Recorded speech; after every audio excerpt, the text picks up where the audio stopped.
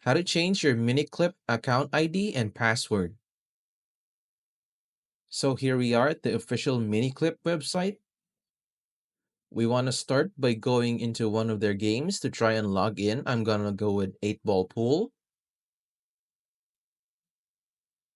Once it's finished loading, we'll be prompted with options to play either as a guest or log in with a Miniclip ID. If we click on log in with Miniclip ID, we'll be presented with options to log in with our Facebook, Google, and Miniclip ID. Click on the last one. You want to look for I forgot my password next.